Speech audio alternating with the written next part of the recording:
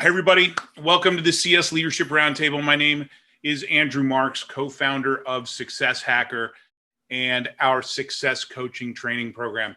We are back for our monthly live Leadership Roundtable today, discussing best practices for launching a customer advisory board.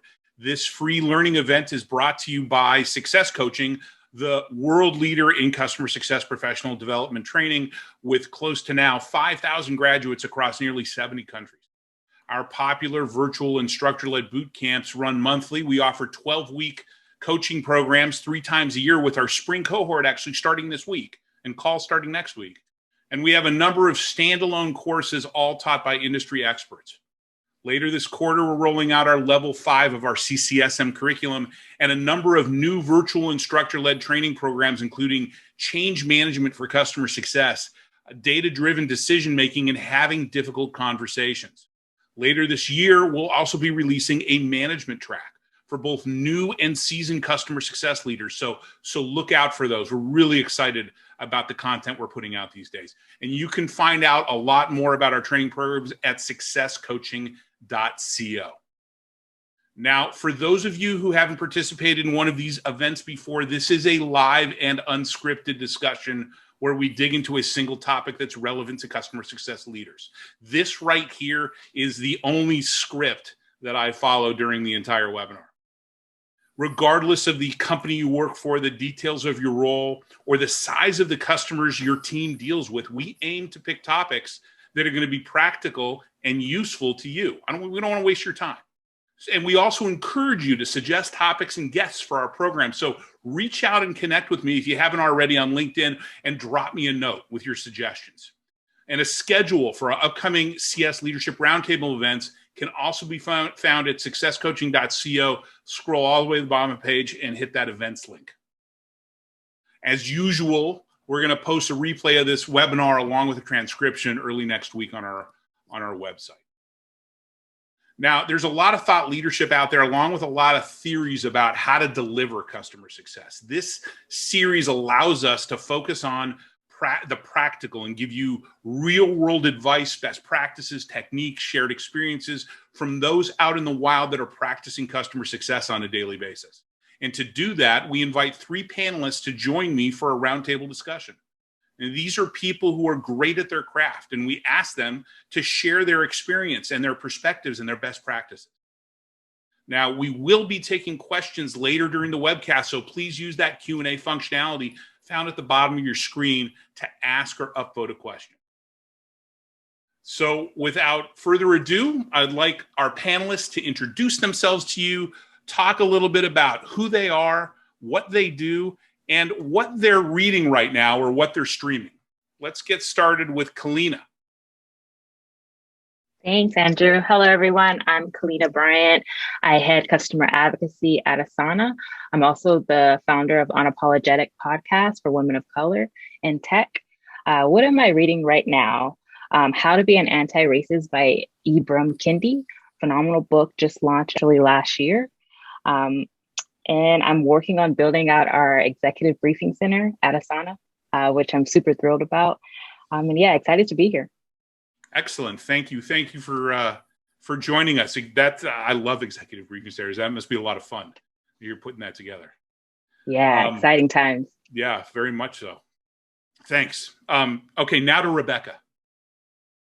I'm Rebecca Nerad. I am Vice President of Customer Success at E2Open. E2Open is a SaaS solution in the supply chain space, offering solutions for business planning and channel management all across the supply chain. I've been in customer success in the supply chain industry for 20 years, and I've been with E2Open about 3. Andrew, your question about what book we're reading right now, I'm going to share my truth and it will reveal what a geek I am. I'm actually reading The New Abnormal. Yossi Sheffi is an expert in supply chain from MIT. This is about reshaping business and supply chain strategy beyond COVID-19. I've had the pleasure of working with Yossi Sheffi to curate content for an event that I hosted at MIT. And he really is a leader in the supply chain space. So pulling together what's happening in my industry after what's gone down over the past year. I read almost exclusively nonfiction. So I'm a real geek that way. That's quite all right. That just makes you that much better doing what you do to serve your customers. You're passionate about the subject matter, and clearly you've been in it for 20 years. That's great. I see that as a huge value to your customers. So they're lucky to have you. Thanks, Rebecca. Last but not least, Mike. Yeah, Andrew, thank you for having me join this panel discussion as well. My name is Mike Gossby. I am a customer advisory board strategist and a professional facilitator with expertise specifically in customer advisory boards. I've been working in this area for 20 years, and probably to date, I think I've worked with CEOs and their companies to design and facilitate maybe 150 CAB meetings, including 16 last year, which went completely virtual, which was a completely different animal. What I'm reading today, and I brought it here so I wouldn't mess up the title, it's A More Beautiful Question by Warren Berger, The Power of Inquiry to Spark Breakthrough Ideas, which is awesome reading for anybody who's a facilitator. That's awesome. Thank you. Thanks, Mike. I was really excited, Mike, when Melinda introduced us, because I was excited to get you on this show because I really like the work you're doing at Kickstarter Alliance. So thank you for making the time, and thanks to you all actually for making the time today. So let's get to the topic at hand. I've seen a lot of chatter lately, as many of you all may have seen, in the customer success community about customer advisory board. People looking for guidance on how to get one going, how to structure it, what to do, what to say. So my first question is this: what exactly is a customer advisory board, and why can't I just schedule a meeting with a bunch of my very best customers and call it a day? You know what, Andrew, this is such a great question because there is a lot of confusion about what an advisory board is and what it's not. So let me try to simplify a definition for you.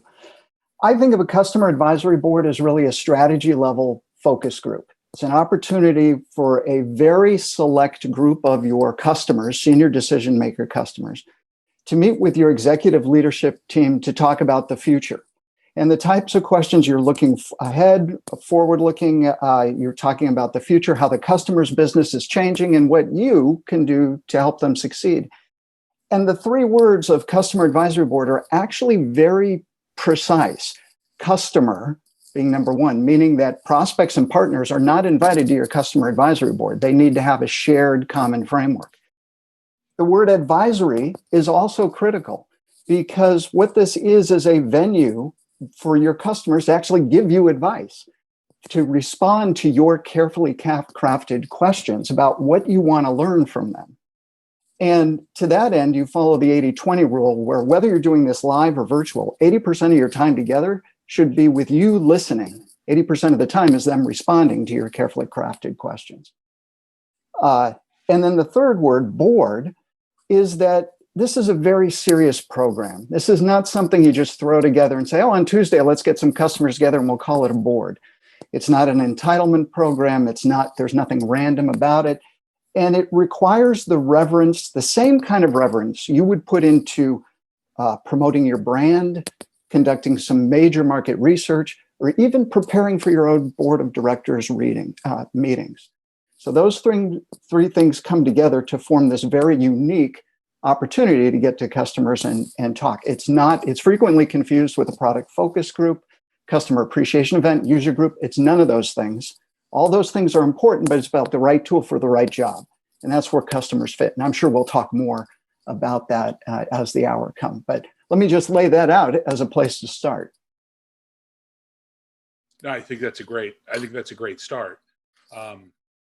I think that, and I've experienced myself in the past, that companies don't take that as seriously as and as structured as, and they may have the best intentions, right? But this is it's a serious allocation of time for the customer and for the company, and they're expecting to get something out of it. And I think there's Where I see a lot of companies fail is besides the not taking it seriously, is the follow-up. It's closing the loop.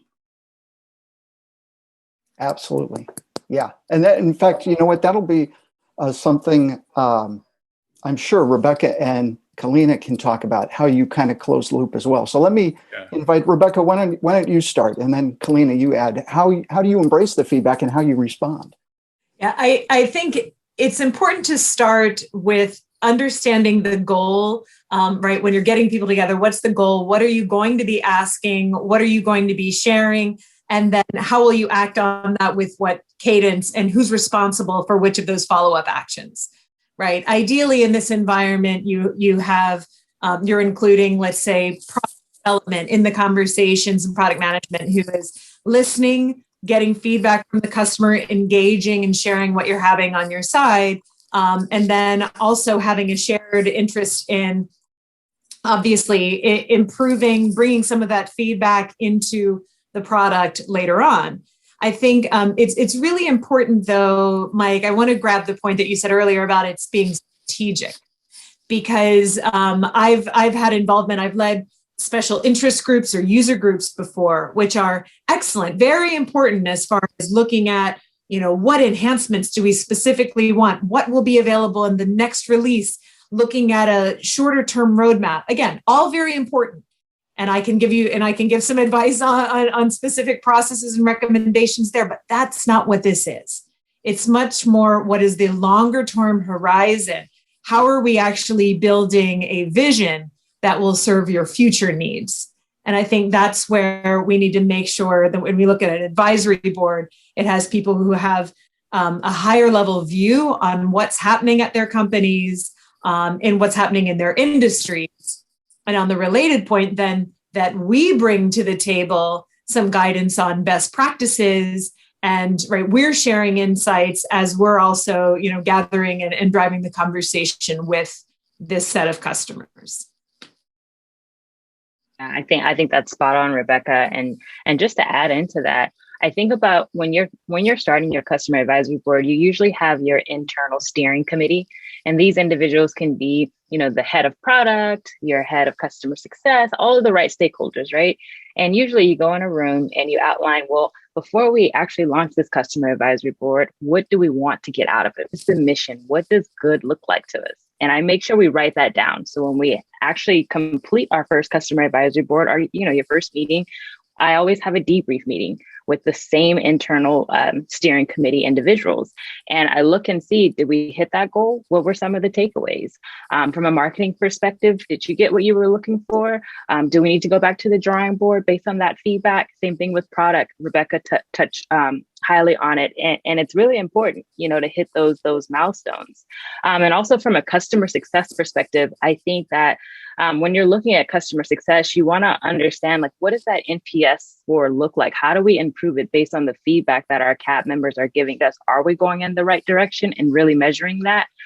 So I always take it back from, with the steering committee, let's outline these goals. And when we actually launch things, let's bring it back to see if we actually hit those goals and how do we go from there.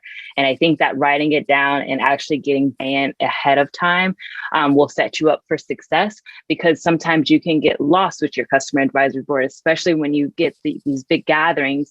You get all this feedback. You want to make sure you stay consistent and you stay true to your mission as to why you even started the CAB in the very beginning.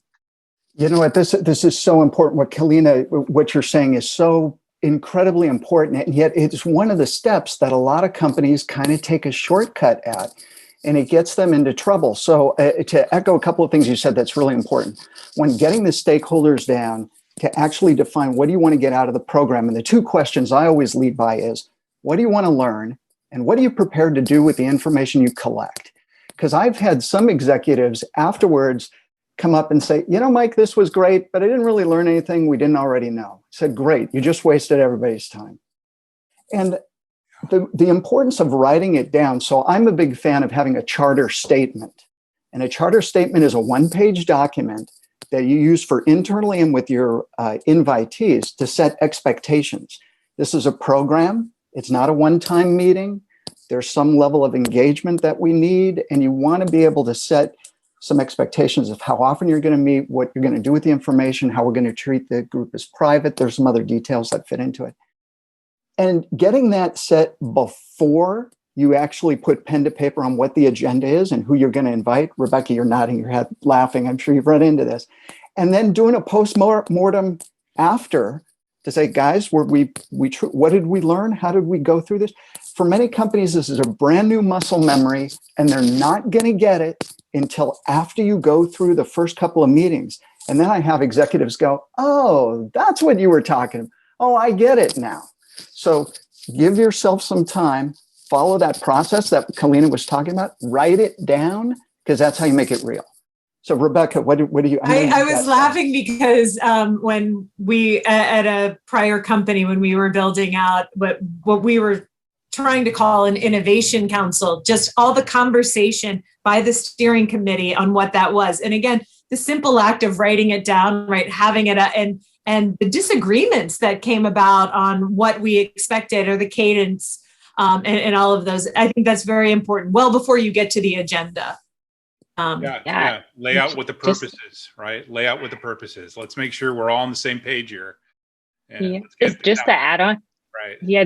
Just to add on to that, Mike, I think you're spot on with the charter. A lot of the times when people invite individuals to join the customer advisory board, they don't send a charter.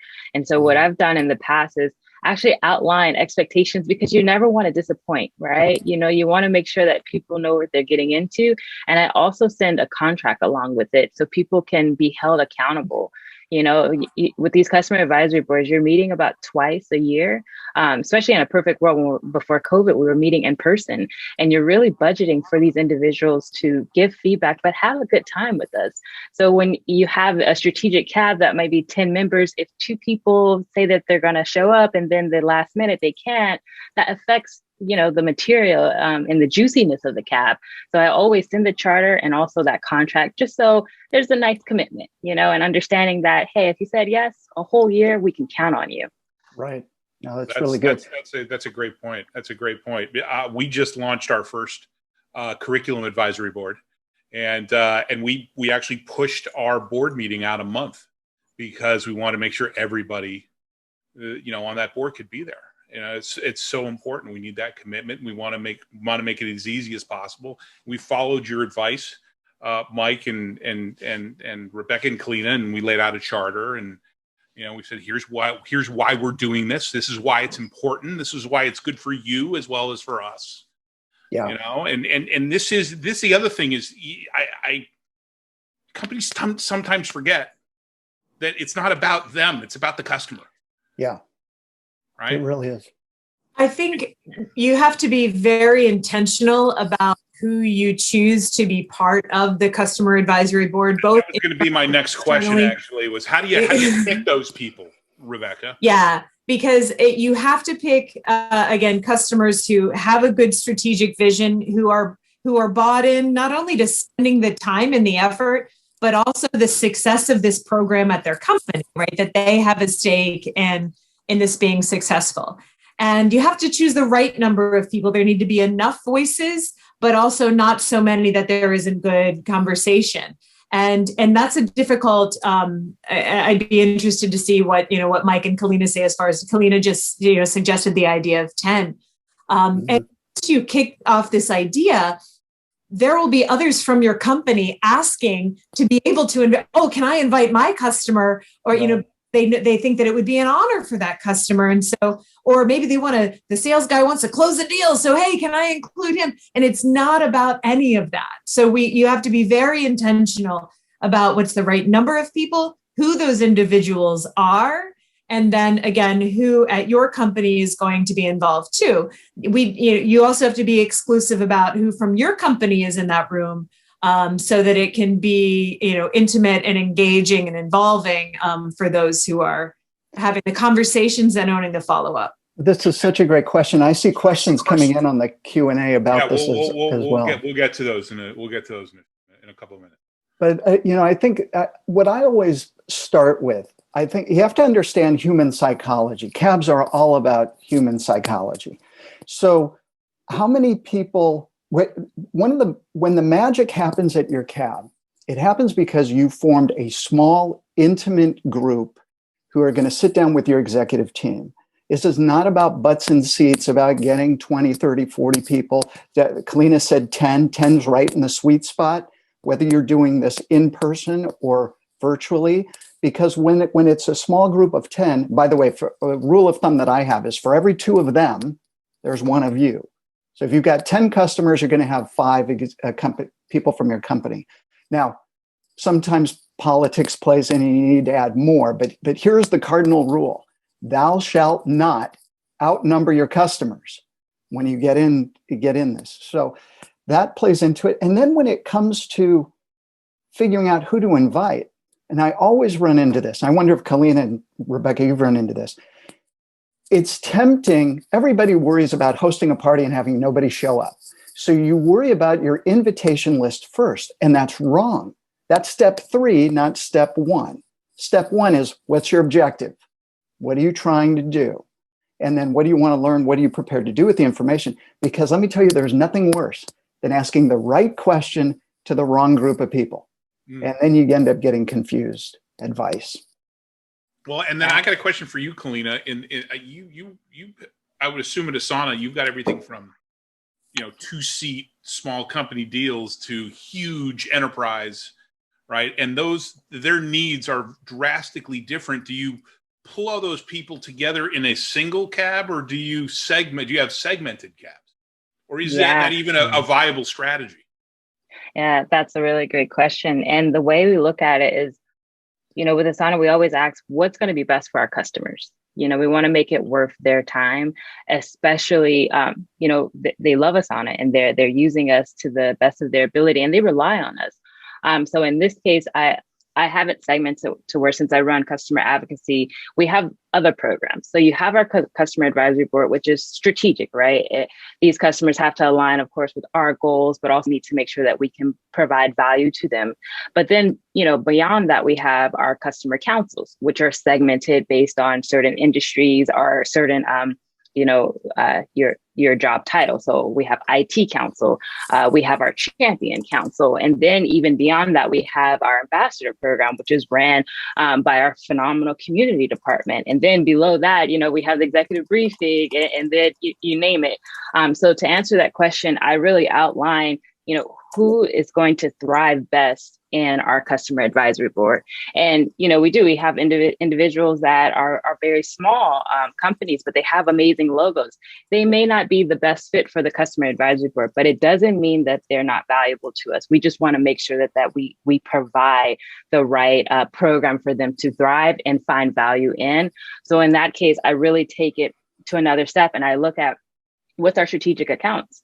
And then I actually lean on some of my senior executives to say, well, where are we trying to go as a company? And who do you think is the best fit? And so I know we had some questions come in that had tiers, right? Yeah. This is my favorite strategy. I have tier 1, tier 2, and tier 3. And these are all great customers. Just because we're tiering in this way doesn't mean that tier 3 isn't as good as tier 1, but it's looking at who's going to come out with the best value from a customer perspective. And also, how are we as a company going to thrive and achieve our goals? So I look at tier 1, I might have about 5 to 10 key customers along with title, branding, et cetera, that my steering committee has said, yeah, this is top of the line. But you have to think about how people are within their day-to-day life. You have individuals that might be on maternity leave, or, they might be transitioning jobs, or just might not be the best fit. So that's tier 1. So maybe out of that tier 1, 2 people are like, yeah, I can definitely commit to this. But, other individuals just have other circumstances. So then you look at the tier 2s, and I think that, and so forth, tier 3s, and you go from there. But I think that you have to ask yourself, it goes back to Mike and Rebecca's, information of what do you want to get out of it? You have to be strategic in advance. And then you have to ask yourself, like, what is going to bring value? And you want to be precise when you send those invitations. And I think Mike's hit it spot on. You're always worried about if someone's going to come to your cab or your party, but you don't want to send 50 million invites and then everybody says no. Says yes. That's not going to be valuable to anyone. But if you're strategic and you send the first round of invites to those tier ones, you really look and see, what am I working with? You go back to that steering committee and say, hey, we got 5 slots, completed. We have 5 more to go, or 10 more to go. But you can actually feel confident and feel like you're in control of this group. And I think that that's the best way to go. And at least your customers are happy because, number one, it's handpicked. I personally do my invitations and have them sent out by my CEO. And that goes a long way because it means that you are handpicked. My top executive, my leader, has decided to email you and invite you. Depending on the size of the company, people tend to want to learn more or talk about it more before they commit to the cab. We get on a short 15-minute call, tell you about the value, tell you about what we need from you. So then people feel as though that they were hand selected. If they're going to give you time, actually free time, we want to make sure that we put some benefits and value behind that. And I think that goes a long way. That's a great way of framing it. I love the CEO reaching out. We're talking 10 people, right? It's nothing. And to your point, it makes them feel special, and it's all about them, right? This is for you. This is value to you. You are special to us. And having one of your senior executives like your CEO reach out just solidifies that. I love that. That's a great idea. Rebecca, you look like you had something you wanted. Yeah, Kalina, you brought up so many good points. I hesitate to able to choose which one, but I want to, before we move away from the how many people and how do we choose, I want to lob to either of you, Kalina or Mike, a question that I thought of that I've been faced with in the past.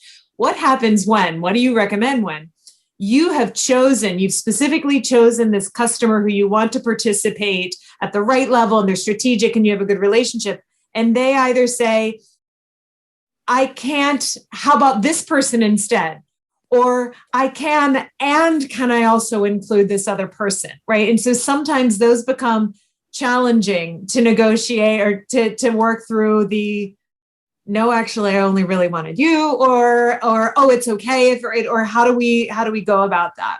So I've been in that swamp. Go ahead, Kalina. Go ahead. We found ourselves in that spot. We found ourselves in that spot just recently. So I'm love to hear the answer to this. Yeah, I'll be quick on this one, Rebecca. This happened to me actually at my past customer advisory board, and there was a strong, candidate that definitely says, I'm thrilled to be a part of it. But they had a person that was right below them that also, he also wanted that individual to be a part of the cab. And I think that the best way we did it was saying, thank you. We only have a certain amount of slots, unfortunately. But instead of just saying completely no, we invited that individual as a guest to one of our in-person meetings so he can actually shadow, get feedback, and actually be able to compare notes with that individual. And that actually worked out well because, number one, highlighting why that no was going to happen. It had nothing to do with, that person's title, even though secretly it did, but it's like, we didn't address it that way. We didn't say, hey, the title doesn't fit everyone else. We honestly highlighted the truth. We had X amount of slots. Those slots are filled. We have to stick to our process. But given that you are a valuable customer and we want to hear from you, we want to still invite you as a guest in honor of, just our relationship. And that went a long way because, we didn't have to commit and stretch out our goals or make arrangements and change things up to our actual long-term cab. But also we got another advocate as well, and then also I think that you have to look at what are your other, programs, let's say the council. So this individual was not ready for the cab. We had other opportunities for him to find value. Like an innovation center or something like that, right? Exactly. Mike, what? So how do you approach this? I think what Kalina did at the end of the day is recalled for. It's a judgment call on how you best see your circumstances. However, from my standpoint, from where I always start out, and I take a rather draconian view of this, and it starts with setting the charter and the language of the invitation, that it's an invitation-only event. And I actually, in the ghostwriting that I put in, I actually have a line that says, please do not delegate your attendance. And the reason I do that is early on in my career, right? I've learned a lot. I've been kicked to the kidneys a whole bunch of times. When we allowed that, to happen. Somebody can't come, can I bring somebody else to replace me? What actually happened was other people sitting around the table said, oh, I can delegate my attendance. And it was this slippery slope. And you only have one chance. Look, especially if you're starting this, if this is your very first advisory board, be true to the vision that you have. And if you want that senior level, the moment you let it slip, you're on this slippery slope that's hard to go back up. So what happens? So every seat around the table is very valuable. And if Jane can't come, who's the CISO at some very important company, rather than have, let me be facetious, the new college hire sit in for her, I go to the next person on my tier 1 list. And if the tier 1 list is not available, I go to my tier 2 list, the top person on the tier 2. Because I always advocate that if I want a senior executive level, I have to be respectful of that. Of course, every circumstance is different, and Kalina's approach was spot on, and a number of companies do that as well. Just have to weigh the pros and cons of what might happen, because there have been many cab disasters along the way where they thought they were doing a favor. Oh, and Rebecca, to your point, do you allow more than one person from a company to come? Absolutely not. Because if you do, there's only 10 people, and now I got 2 people representing one company, I become lopsided. And then how, as a facilitator, how do I balance that? That's really tough. And then as you write up notes, how do you make sure you're not overemphasizing one customer over the other? It's tricky. It's a tricky slope, but these are common things. They happen to all companies. The same thing, and my recommendations would be very similar. I think it is important to hold that line. Same recommendation. You're going to have that ask when you reach out to someone senior, and if they don't have the time and attention to dedicate to it, then there will be another customer who's more interested, and then maybe they will join in and be interested next time instead of delegating to somebody who won't have that vision or experience that you are aiming for. Mm-hmm. I have one example where we allowed it, like the CIO at a customer is so brilliant and visionary and great, and his right hand VP of IT does all the details and execution. Like they're a really great pair together. And it was one of the, we knew to get the CIO to come like that, and we allowed it. The challenge there becomes the 2 of them in a room outweighs, right? If they're both, talking and contributing. I love what Kalina said about, okay, if in this example we wanted, the second person to be allowed, then we could have established clearer rules about who's at the table and who's that, right? Again, I think that's very, very delicate. There were reasons we chose to in this case, but my recommendation really is to say no. Yeah, because so to what Mike said, they can commandeer the conversation, they can sway opinions of others, and that's not necessarily a good thing. Yeah, and one thing to add. Sorry, go ahead, Kalina. Oh, sorry. No, I was just saying one thing to add, because I think you guys all make really good points. And when you think about it, in the customer advisory board meeting, you have this very detailed product-driven session, but you have to think about the whole day. So you have, fun activities for these people to engage. So sometimes, like my last one, I did a mixology course, and then we had a very intimate dinner for, that end of the night. But if you have a certain tier of individuals, and then all of a sudden there's 1 or 2 that just don't fit, how is that networking going to look when you continue the night? When you're at that very small, intimate dinner table, the conversation may be going in a certain direction. And we don't ever want to have someone sitting at the end of the table just out of the loop. They just don't understand how to continue that conversation or what's the right question to ask. And you want people to feel valued and have a good time. So that's why it's so important, to Mike and Rebecca's point, have some rules in there, and be confident in saying no, because you want people to have a genuine experience to where they want to come back and ask for more. They want to engage. Right. It's not just coming back and committing more. This is to your point, Kalina, there's the relationship building that you want to go on with the cab, with within the customers so that they are collaborating and talking and where I had a moment of truth that I did recently with my colleague David Ellen. He talked about experience where they just kind of stepped back and let the customers during the meeting do their thing, and they spent like 90 minutes just standing in the back of the room, being quiet, watching what they were doing, and that's so important, right? Because that's how these ideas and this feedback really get become valuable. Well, and to that point, so just to segue a little bit, it's like, why do customers come? Why do they want to give their time to come to an advisory board? There are three primary reasons. And Andrew, you hit the first one. The first reason they want to come is they want to network with their peers about strategic issues and topics that they care about. So allowing time in the agenda for them to talk with each other, to respond to your question, they learn as much from each other as they do from you. That is always the number one reason. The second reason they come is that they want to hear about your strategic vision. They want to know where you're going at a high level roadmap wise, and they want to have an opportunity to influence that to serve their purpose, right? And we should just allow that to happen. That's an obvious thing. Yeah. And then the third reason, and this one is esoteric, but if you miss this, people are going to drop off your cab. It's because you are genuinely, sincerely interested in listening to them. And when you don't, when your body language is tied up, if you've got executives who are looking at their watch or they're doing email while they're talking, your cab members pick up on that and they go, nah, I'm not going to come next time. So you need those three reasons. But that supports your point that you just made, Andrew. I'll add one other thing to that. I agree with all of those, Mike. And the other thing too, status.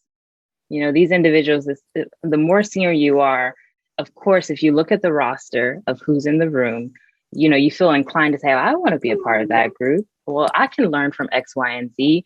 But also, how are you getting treated in your customer advisory board too? A lot of the times you're getting, put up in these beautiful hotels for a whole night. You're getting wined and dined, et cetera. And it's a certain status that you are given. And some people love their status on their LinkedIn or like being able to add to their portfolio. And I think that's important as well. So I would say everything that you just said, Mike, plus status, I know I take pride in my customer advisory boards, whatever company I'm at, but also looking at that logo that you can now associate by being a part of that cab. I mean, it's phenomenal. It's like looking at your college education, depending on what school you go to. Sometimes you go strictly for that status. So what type of status are you going to present to these cab members? Yeah, that's value. Go ahead. That opens a question that I feel like I'm asking as many questions as I am answering. But Kalina, you mentioned logos. And I think that's something we face too when we're determining which customers to include in an advisory board. Because it's natural when you have some big important logo customers to say, I want them, because then it helps attract others to join, or that we got their feedback. That, and also ARR, right? How big the customer is and how important. So any guidance there that you all would share on either? I can chime on that a little bit. So when we're looking at the tiers, right? So when people ask, well, who fits into tier 1 versus tier 2? So it does get very strategic, guys. When you have that steering committee in a room, you have to look at, I would say it's three things, right? So you do look at the ROI, what's going to be the return? What's the size of prize? If we spend a lot of time with X, Y, and Z, you have to look at long-term. So let's say, let's just take Samsung, for example. Maybe that's only a $20K deal, right? But you have opportunity to make that a multi-million-dollar deal. Mm-hmm. But how are you going to do that? If you have no connections and no relationships, what's the best way to start that relationship? Especially if your CEO, your SVP, whatever it might be, is in that room and can now contact the senior executive within Samsung. If they can bond in a different way, you go from now we can talk real business, and now we can think about a 3-year strategy and more $1 million contracts. So you have to think about what is going to be the size of prize if we invite this individual. And then 2, depending on the size of company, well, I guess no matter what size your company is, you always want to look at what logos are on your website. I spent a good amount of time running customer marketing, and when you go to someone's website, to see the amount of logos on someone's website, that is a lot of work. and every contract that is being signed, that's usually the first thing that gets redlined. You cannot use my logo.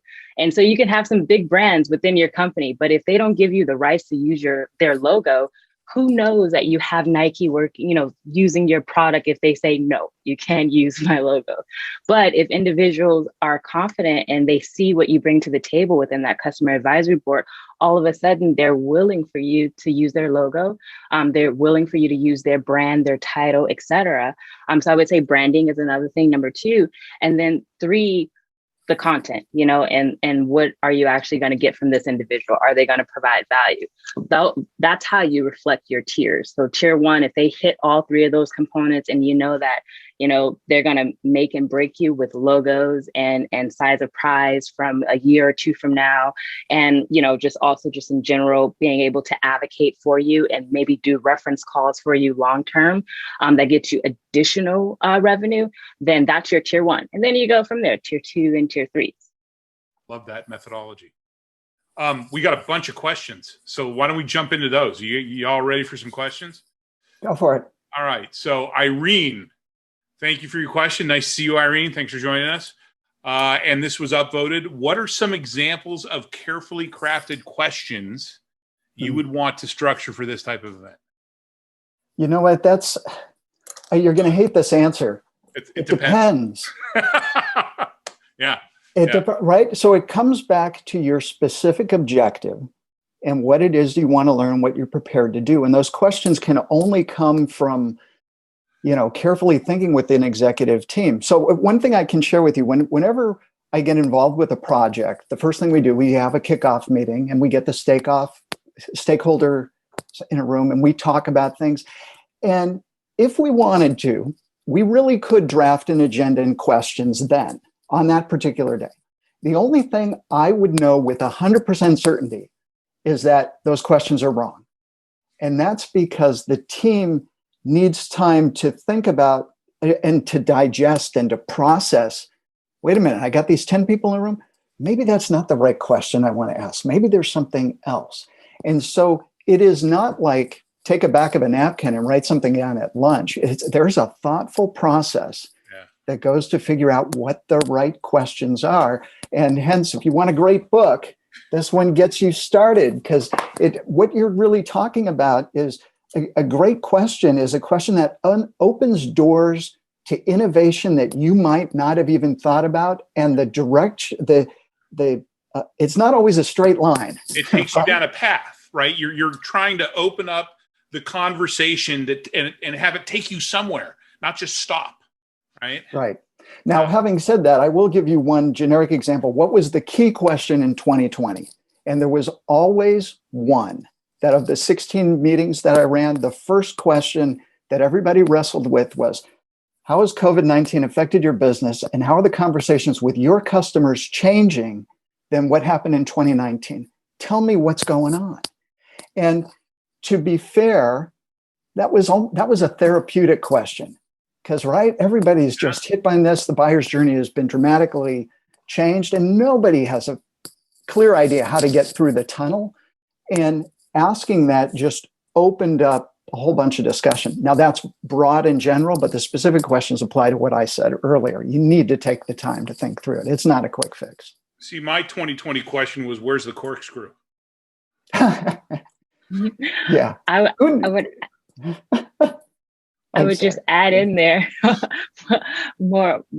One of the things that I usually do before we kick off that customer advisory board in advance, so I always do breakout sessions, regardless if it's virtual or in person for our CAT members. And I give them, 5 to 6 questions that they can rank in a survey.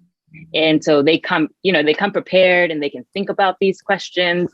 But I rank them to see do you want to have this covered? And I preferences in a sense of, hey, we're trying to make sure we have the right people from our team participate in your breakout sessions to answer any questions you might have.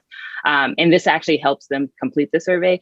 And I say, please answer or rank your questions so I can make sure, individuals are ready and prepared to get you what you need. So with that ranking, I can already go in knowing that we're going to cover 3 questions because specifically that CAB member has, it's been ranked throughout the whole whole members, but then, and then also I have a other box to where it's like, are these not the right questions? What is something so pressing? And then when you look at that other open box, you'd be amazed. Some customer advisory board members all put the same other question in there. It might be written differently, but they're trying to get, let's just say the COVID question, right? If I didn't have that in there as the option, maybe someone's like, well, how are you doing things virtually? And how are you outlining like your next steps due to COVID? All of that gets to that same question. And so at least you can actually put that in there.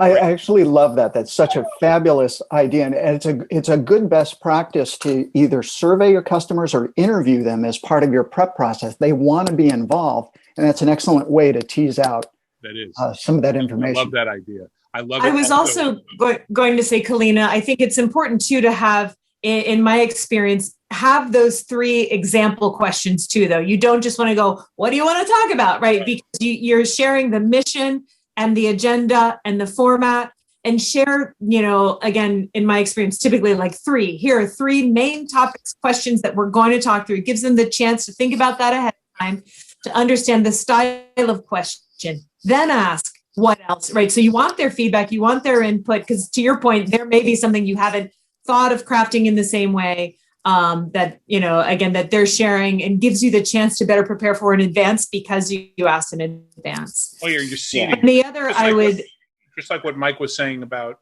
you take those initial questions and they're always going to be wrong, right? Well, at that first meeting, you want to think about it. You're doing the same thing with them. You're seeding that. You're kind of planting some ideas in their head.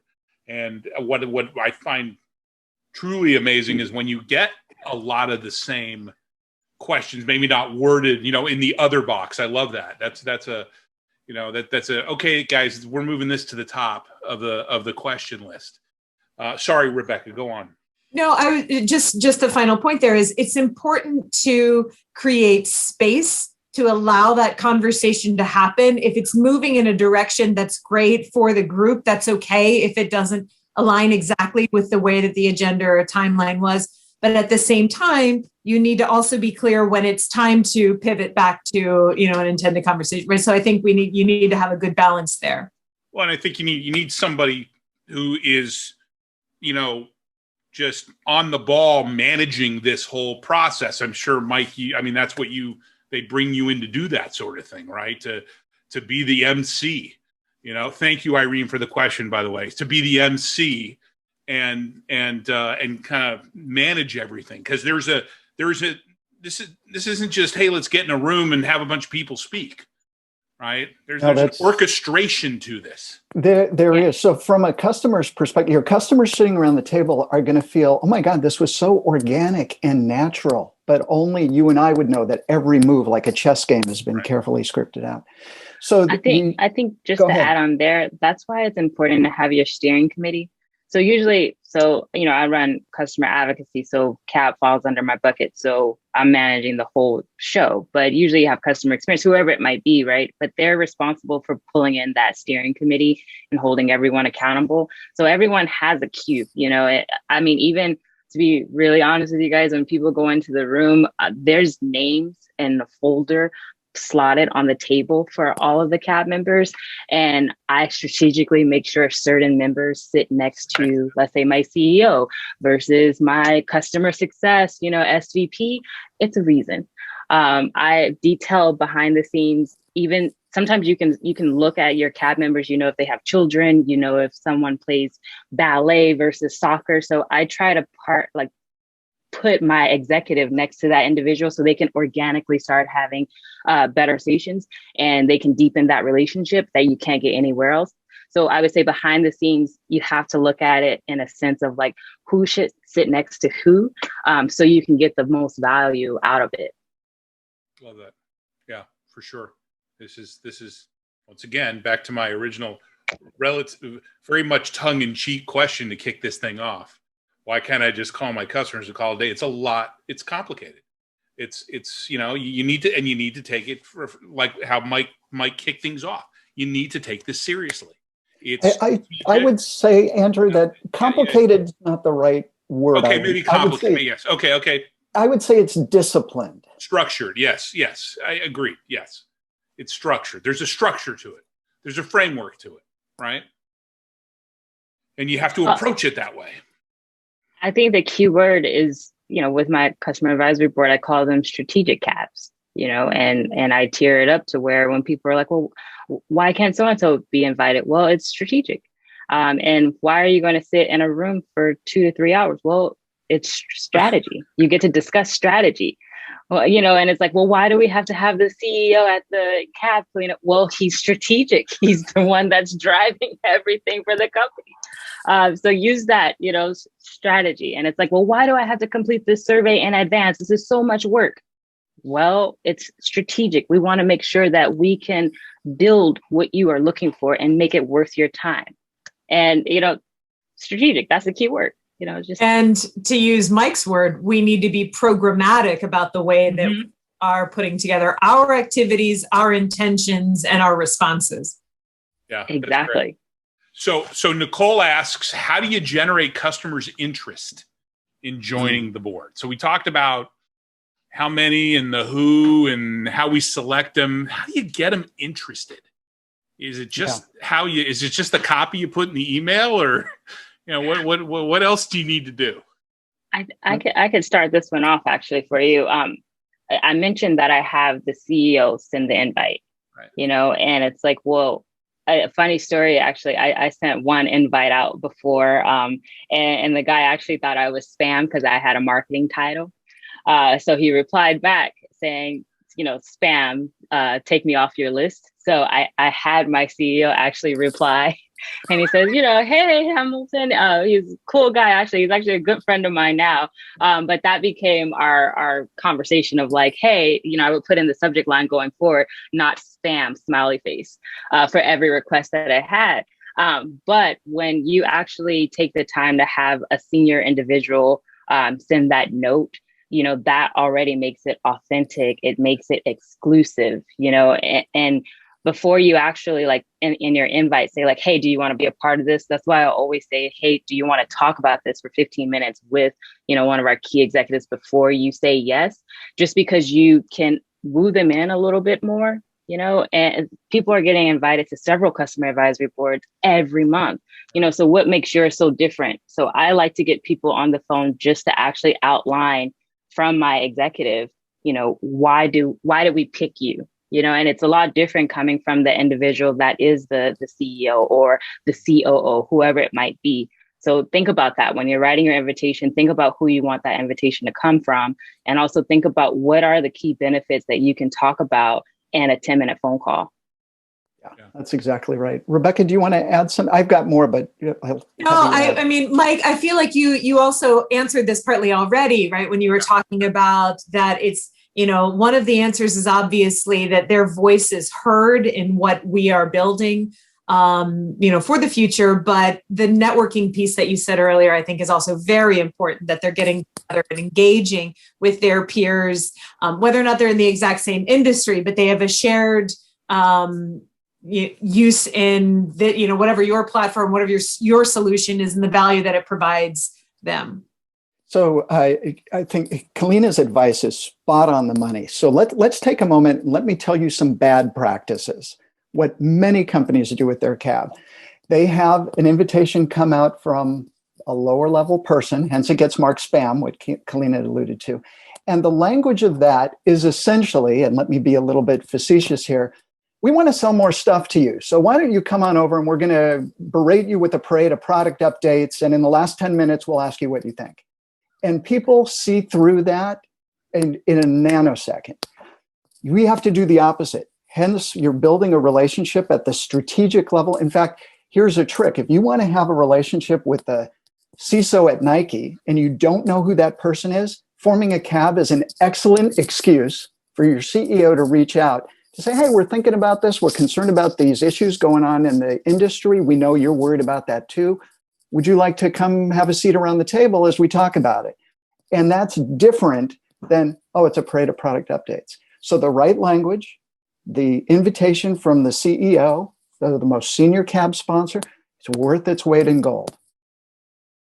And yeah, I love that. It makes a ton of sense, right? And but I think also what's really important and plays into Chad's question is what's the best way to showcase value for the customer outside the expectation they're going to provide feedback or input into future product roadmap after that cap, right? It's so important. What's the output of this?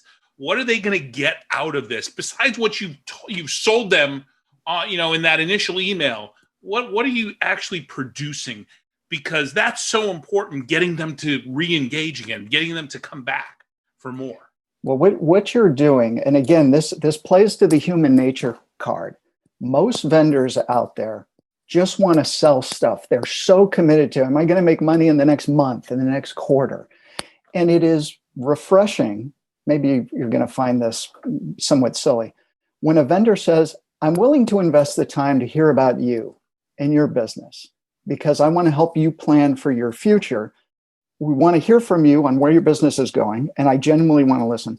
I'm going to provide you information about our company and our strategy and our roadmap that you can only get from a customer advisory board.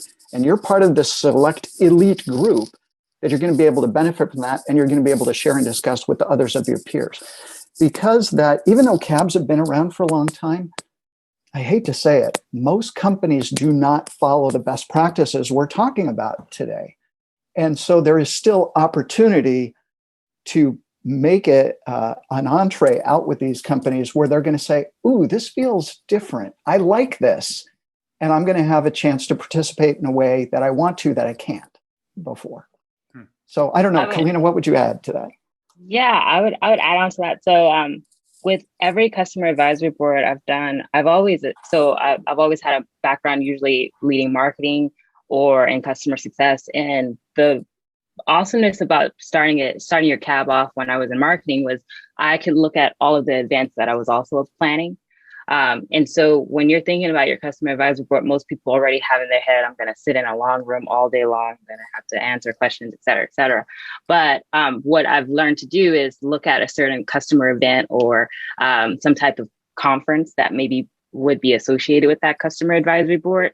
So that networking opportunity just gets blown up, right? So it's like you already get the opportunity to speak with key executives and network, but usually I have an event the next day.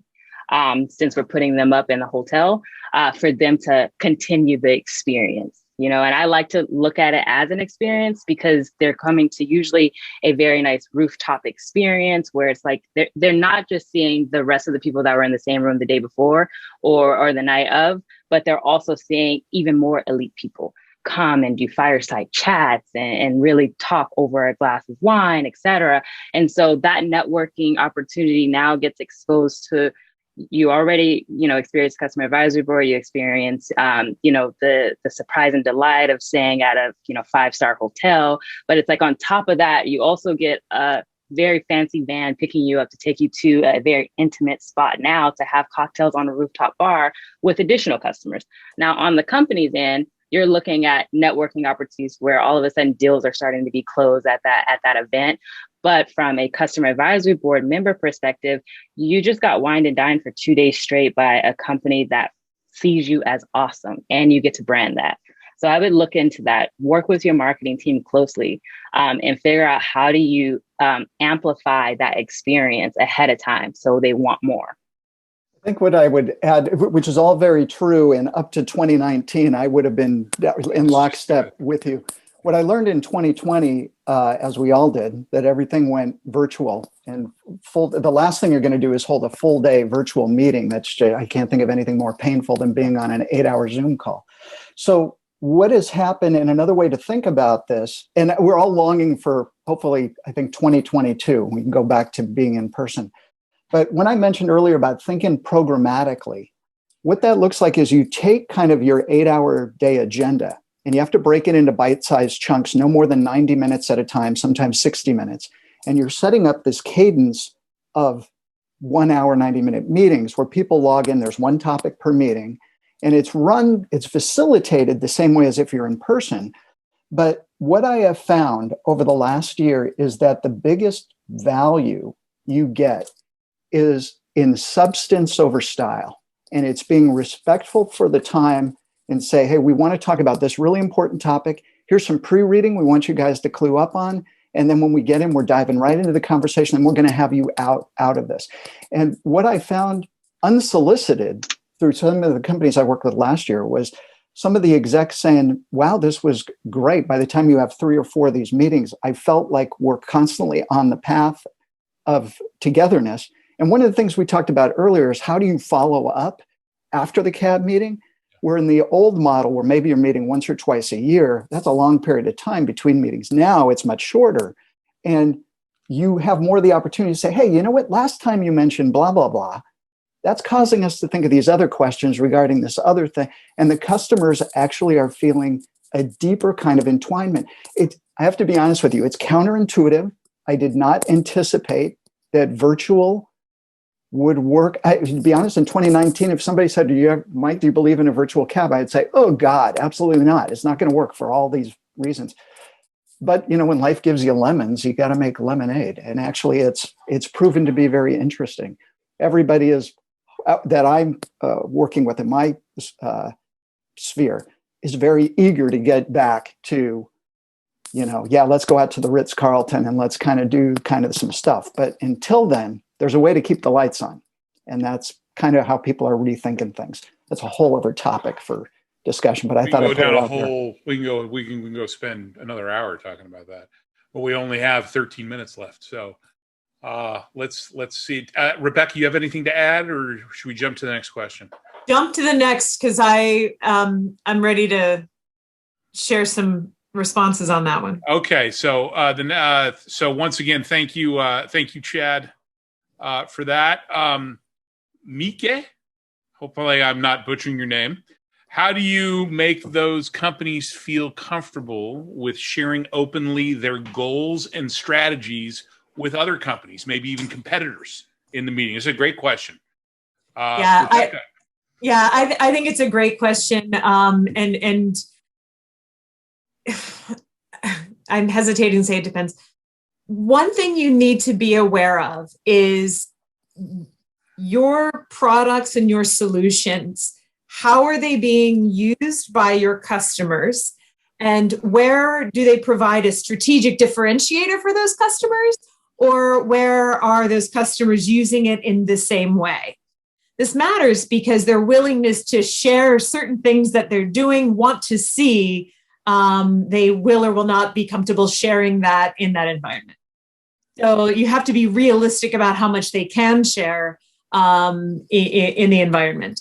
I've been very fortunate where I've had companies that are direct competitors share a lot more than I would have thought in a shared space. It's like it's a safe environment where we're sharing similar problems. We're even when we're in a similar industry, we're going through the same thing. So how can we get through this together? How can we share, guidance on how to make the products and solutions better, for everyone in this space? I've been really surprised by how open people have been. In fact, I have an example where a customer, actually went ahead and pulled up their environment, which exposed data even, right? Like pricing data, because they just wanted to show and share with others, again, competitor, like one big retailer and another big retailer. And here they are sharing. I was surprised by that. That might be a little extreme. But really just to be able to have the conversation on here's what I'd like to see. Here's what, I would be able to be more strategic if I was able to, analyze in this way. And again, that sounds a little bit more detailed, this particular example, but really, that to me is the big question, is how much can you have those conversations without it risking their differentiating strategy? Kalina or Mike, you two want to jump in on this at all? Kalina? No, Rebecca's spot on. Yeah, no, I think I've seen the same thing, Rebecca. And the way that I frame this, because it is a concern, is that as long as you position the conversation, these are strategic conversations, we're looking 3 years out, we're looking at how the market's changed, what problems need to be solved. That's non-proprietary stuff. It's not like I'm going to ask Ford, share your secret sauce with, GM, right? Which you would never do that. But to the point, so, and I had the exact same thing happen to me, Rebecca. So as part of one CAB I was facilitating was aimed at the financial services sector. And so I've got senior VPs of Chase and Wells Fargo and MasterCard and Visa all sitting around the room. And my first thought was, my God, how are these people all sitting in the same room together? Well, guess what? The higher you go, the more they know each other anyway, either personally or through LinkedIn. And so I come to these meetings and it's like old home week. Right. And then one of them in the interviews would say, well, Mike, I'm not going to share X, Y, and Z. And I said, that's fine. I want you to share whatever you're comfortable sharing. And then Rebecca, like your scenario, the guy gets up and he lays out this slide. I'm going, well, okay. Thanks very much. Because he felt comfortable. He felt and great. It was exactly. It's a sign of his comfort, right? Exactly. Comfort level with you, comfort level with the rest of the group, which is what we want. Right? So I think the takeaway is when you're building your invitation list, don't self-edit yourself to exclude something because of something you're afraid of. Oh, I'm afraid their competitors are too close. Right. That may not be the case. You may be subjecting something that's not reality. You may be creating a problem that's not really there. And how much can they really, are they really going to expose in a discussion like that that's going to have a material impact on their business?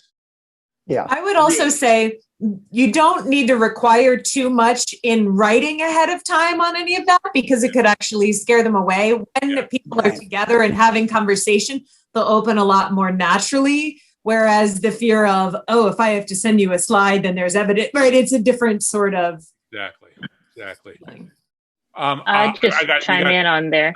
Go ahead, Kalina. Yeah, just saying. So when you send the contract over, you also just send your standard NDA. And that, if you think about it, the NDA is more so from a company perspective, you're going to be showing them the roadmap that's sometimes 3 years out.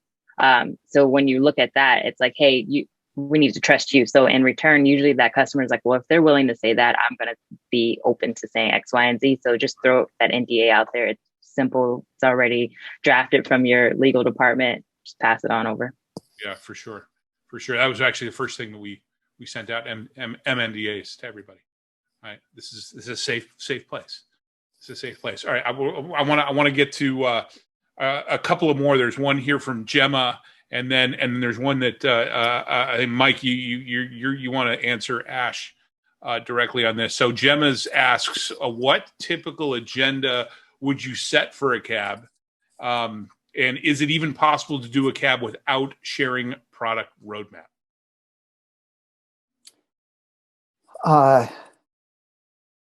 What agenda would you set? So it all comes back to the objective. Right, to the purpose of it. What do you want to learn? So I'll answer that in two ways. In the good old days, in the days that we aspire to, when you had an all-day meeting, I would tend to block an all-day meeting into maybe 3 discussion modules. And each module has a specific objective and a learning point that wants to be achieved, and the various techniques to kind of use to navigate through that.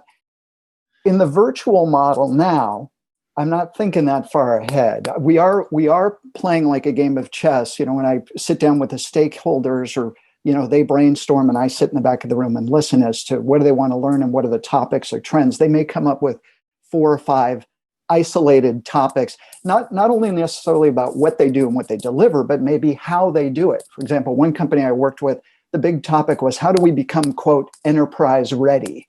And what does that mean? And then it would just be scheduling one topic at a time because everything has gone virtual. That's probably not a very good answer, an answer that's helpful to you, other than it depends. And it comes back to this, your objective, which is something that gets sorely chewed on during your kickoff meeting to try to navigate through how this fits with everything else. My quick answer is, if you have a special interest group or a user group who's talking about roadmap, talking about product and that sort of thing, then this can have a different purpose or objective. So it depends on what other conversations are happening outside of, and again, back to the goal of the cab. Yeah. Right. Kalina, anything to add? No, I think that, you have to look at, I guess, to Rebecca's point, how many advocacy programs do you have laid out? And also to Mike's point, what is your focus? Right. Because if you don't have a clear focus, I think when you finally get to the agenda, you're going to struggle, right? Yeah. So make sure you have your thoughtful agenda, but also make sure you're not doing duplicate work of your other advocacy advocacy programs. Rebecca hit it spot on. Your user group really goes into that product heavy, questionnaire, and, with your councils, you have beta testing, you name it. So just when you start early, before you actually launch it, make sure you have your mission statement, your goals. So when that agenda comes up, you can just go back to what you've already outlined with your team. Yeah. So Andrew, what I might offer is a quick exercise that people go through to actually write down what Kalina just said. So if you can actually map out what tactics are you using today with what segment of your customers to ask what question. So it's almost like filling out a little spreadsheet, and there are 3 levels of feedback that you're likely collecting: tactical and operational feedback that happens on a daily basis. Social media fits there. Product direction feedback, that's where product roadmaps can fit in. A lot of product management, product marketing works there. And then there's the CAP, kind of the strategic 3 years out. So if you were to create a quick spreadsheet that says, well, we're doing a user group, we're doing a focus group, we've got this industry event, we've got whatever, and you list out also, these are the customers we're touching, these are the type of questions, then you can help avoid duplication and confusion. Yeah. Good. Excellent. Mike, you got Ash's question. You got like a minute and a half. Can you answer that in a minute and a half? I'm sorry, what is Ash's question? How senior is senior enough for CAB participants? Are directors too low in terms of organizational clout to invite to the CAB? What if they are the sponsors, champions in the account? Again, it's going to depend. Right. So if you're going after a Nike or a Hewlett Packard, you may want a business general manager rather than the CEO. If you're going for a startup or a smaller company, it would be appropriate to have kind of members of the exec staff. So it's really hard for me to give kind of a general answer of that. Is directors too low? Maybe, but it's hard for me to judge. I think most often you're looking at a C-suite or maybe a VP, depending on company, maybe a senior director, but then I have to raise at least the yellow flag to say, wait a minute, are we getting, rather than job title, I care about responsibility and ownership. And size of company, titles may vary, but you have to carefully filter that. Yeah. And always keep in mind, to Kalina's point as well, as Rebecca's, it's strategic. It's strategic. Right? We need people who are thinking strategically, right? So, all right. Andrew? Yes. Andrew, I just answered 2 more questions. I typed them in while we were going. If anybody wants to peek at some of those that were upvoted and not answered live. Back to you. Thank you.